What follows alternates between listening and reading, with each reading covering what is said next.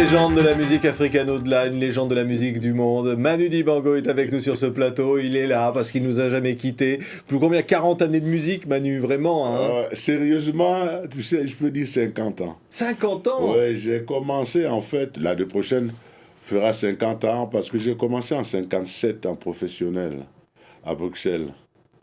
Et je n'ai pas vu le temps passer, vous non plus apparemment, puisqu'on est là. Mais ils sont bien là, réels, mais 50 ans de musique, oui. On va voir des extraits comme ça d'un DVD qui va sortir en live comme ça. Alors c'est enregistré au Barbican Center de Londres. Manu Dibango qui continue d'amener cette belle musique à travers le monde. C'est toujours le même bonheur de rencontrer le public comme ça après tant d'années avec ce saxo. Ben, c'est la seule chose qui est valable là-dedans, c'est que c'est un contrat à vie en fait. Vous ne faites pas ce métier pour avoir un disque d'or puis vous reposer sur vos lauriers.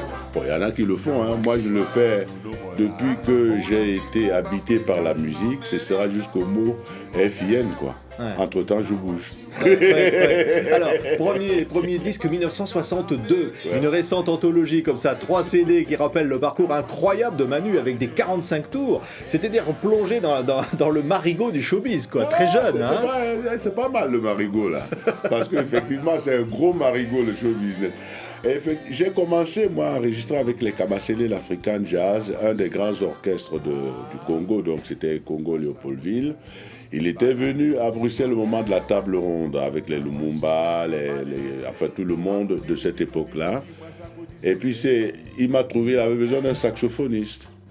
Bien, alors j'ai joué avec lui. Nous avons eu une quarantaine de disques qui ont eu beaucoup de succès. À partir de là, je suis parti de Bruxelles, où je travaillais. Je suis parti en 61 de Bruxelles. Ça vous dit rien, 61 ? Très bonne année, très bon millésime. Non, mais ça ne regarde que nous. Hein. Voilà, non, mais c'est pour ça, c'était... Donc, je suis parti pour un mois, et en fait, je suis resté 2 ans. Ouais. Et donc, mon aventure a commencé au Congo, quoi. Ouais. Alors, si je dis, c'était Nago Nago, Koyo, voilà, c'était les premiers titres enregistrés par Manu Dibango. Hein. Et très vite, les choses se sont accélérées. C'est-à-dire qu'il va y avoir la rencontre avec Nino Ferrer, par exemple. Bon, oui, tout ça s'accélère très vite. Hein. Les choses s'accélèrent, mais dans ce métier, il faut aller vite, lentement, quoi. Ouais. Ça a été mon cas. Ça paraît vite, mais ça, évidemment, c'est une carrière normalement en dents de scie. Il y a des hauts et des bas, quoi. Ce qui est intéressant là-dedans, je pense, c'est d'avoir toujours la même passion. Réellement, dans ce métier, si on a la passion, on peut souffrir. Ouais. On peut accepter de souffrir, mais il faut avoir la passion. Ouais, parce que quand on parlait de Nino Ferrer, évidemment, ça va être, vous allez l'accompagner, Nino. Hein, c'était un moment de ce triomphe de ses chansons yéyé. Hein, et c'est lui qui m'a donné ma chance en France. Parce qu'en fait, mon premier patron en France a été Dick Rivers. Ouais. J'étais pianiste de rock, derrière Dick Rivers. Et Nino m'a trouvé chez Dick. Il avait besoin d'un organiste. Et il m'a donné ma première chance. Donc... parce qu'à l'époque, il y avait juste Henri Salvador qui représentait un peu la, entre guillemets, communauté. Bon. On a commencé à me voir à la télévision dans les années 66-67, derrière Nino Ferrer, dans des émissions des Gulux et tout ça, un petit point noir qui, par la chance, a fini par grossir pour arriver jusqu'à vous, quoi. Ouais. Et qui, après, s'est amusé à parodier Nino Ferrer en chantant « Je veux être noir », chanté par Manu Dibango. C'est pas mal, hein, parce moi aussi, je veux être noir, dans ces conditions-là.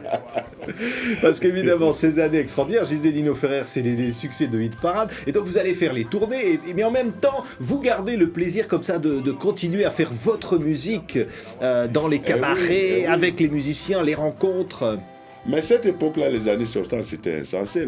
L'histoire, c'était d'avoir la chance d'être un accompagnateur d'un artiste qui montait. Et Nino était effectivement au top de sa carrière. Alors, jouer derrière lui, ça permettait aux gens de vous remarquer, quitte à vous de transformer cet essai par la suite. Donc, moi, je l'accompagnais, mais en dehors de ça, j'avais mon orchestre. Je jouais au Club Saint-Germain, à la rue de Rennes, là, enfin, le grand club de jazz, je jouais là. Et je jouais du saxo, là. Et chez Nino Ferrer, je jouais l'orgue. Alors, quand un soir, il est venu là avec Eddie Mitchell, il se baladait et tout ça, et il me trouve en train de jouer du saxo. Il me dit, mais Manu, mais tu m'as jamais dit que tu jouais du saxo. Et moi, j'ai dit, mais tu m'as jamais demandé non plus. Du jour au lendemain, En fait, je suis devenu chef d'orchestre chez lui grâce à cette fameuse nuit au club Saint-Germain en 67. Ouais. Et alors, évidemment, il y a un titre qui revient, Sol Makossa. Ça a été le déclenchement d'une vague. Ah ouais, quelle histoire. Quelle histoire, hein? L'histoire de... Alors, amoureux de football comme tout bon Camerounais, tout bon Africain d'ailleurs, on me charge de composer un hymne en 72 pour la 8e Coupe d'Afrique des Nations qui se passait au Cameroun, du temps d'Aïdjo.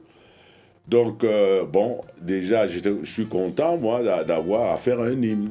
Mais il faut toujours une face B. Bon, donc je suis dans l'avion, je fais l'arrangement d'un morceau que j'avais composé, mais qui, pour moi, ne prêtait pas à conséquence, donc je pouvais le mettre derrière un truc. Donc, pour moi, ce morceau-là, il ne valait pas plus qu'une face B. Alors, patatras, on perd la coupe. On perd 1-0, le Congo-Brazza, les Lions de je ne sais pas quoi là, enfin ils nous battent. Donc tout le monde casse le disque, personne ne veut plus entendre parler de ce disque. Et un an après, les Noirs américains viennent à Paris chercher de la musique africaine par des Noirs africains et tout ça. Et dans ces disques, il y avait Sol Makossa. Voilà, et donc nous avons perdu la coupe, mais nous avons gagné l'ouverture dans la musique, quoi. Oui, parce qu'on va dire que même Michael Jackson a piqué Sol Makossa. Ah, il a aimé aussi, lui. Ah, il a aimé, vous avez même eu un procès aimé, avec lui. Finalement, il a reconnu, hein, il y a eu un arrangement. Mais donc, ça veut dire que tous les musiciens aux États-Unis avaient envie de travailler avec vous. Donc, ça a été comme ça, ce qu'on appelait la world music qui a démarré avec vous, Manu. Oui, à un moment donné, maintenant, il y a les Richard Bona, la nouvelle génération, qui lui aussi est en train de faire une carrière extraordinaire aux États-Unis. Mais il y a 30 ans, donc Sol Makossa a servi un peu de clé pour l'ouverture d'une certaine vision des musiques, disons, qui venaient d'Afrique, en tout cas du tiers-monde, notamment d'Afrique et spécialement de l'Afrique francophone, quoi. Ouais. Voilà, ça a servi à ça déjà. Extraordinaire. Alors après, évidemment, il va y avoir les musiciens de Bob Marley. Vous allez toucher à toutes les musiques. Vous allez voir en Jamaïque pour le reggae. Et vous allez rencontrer les plus grands musiciens du monde, comme ça. Ben, j'espère en rencontrer encore quand même, mais c'est pas fini. Hein. Je viens de faire un disque sur Sidney Bechet là. Oui, Sidney, ça doit être des souvenirs aussi pour vous. C'est des souvenirs parce que j'ai eu la chance, moi, dans les années 50, tu vois, de danser. Sidney Bechet jouait au Vieux Colombier. C'est le théâtre du Vieux Colombier. En bas, il y avait une boîte de jazz. Alors, il était avec les Lorientais, c'est-à-dire Claude Luther, et son orchestre. Et Sidney jouait là. Et nous, on était élèves. On a eu le privilège quand même de danser. Les oignons, que tout à tiens, je vais t'en jouer. Oui, tout à l'heure, un petit morceau, hein, avec il est là quand même le saxo. Hein. Voilà, donc on a eu cette chance-là dans les années 50 de connaître tout ce beau monde-là et toute cette énergie créatrice qu'il y avait dans les années 50. Réellement, c'est la France de cette époque-là. Ça valait réellement la peine. Ouais, c'est la consécration. Manu Dibango vient maintenant d'être nommé ambassadeur pour la paix. Hein, vaut mieux la paix quand même. Oui, mais alors ça veut dire que quand même il y a ce visage que vous représentez d'une Afrique, qui s'ouvre, qui ouvre son cœur, d'une Afrique qui se métisse, d'une Afrique qui rencontre le monde, qui donne une image positive d'elle-même. Je pense qu'il ne faut pas avoir honte, tu vois, d'avoir une double culture. Je pense que c'est une richesse. Si elle est bien comprise. De toute façon, c'est mieux d'avoir deux que un. Ouais. Ne serait-ce que parce que pour les oreilles, tu es un stéréo, quoi. Oui, t'as deux sons, quoi. Et c'est une chance, par les temps qui courent d'ailleurs, où il faut garder son sang-froid, quoi. Il y a tellement de belles choses à faire ensemble, il y a des belles choses à voir et à réaliser ensemble que, bon, la période est agitée pour tout le monde. Nous, on essaie de garder le do, ré, mi, fa, sol. Ouais. Et qu'est-ce qui fait qu'il n'y a pas beaucoup d'Africains finalement qui jouent du saxo? Parce que vous êtes quand même un des seuls à avoir incarné avec cet instrument-là toutes les musiques du monde, parce que cet instrument-là se marie avec la musique africaine et le reste des musiques du monde. Il y a un problème climatique, c'est un instrument qui s'adapte difficilement, et puis c'est un instrument où on n'a pas du succès tout de suite. Pardon. Il est clair qu'avec cet instrument, tu as du mal à draguer au départ, quoi. Le guitariste chanteur, il a toujours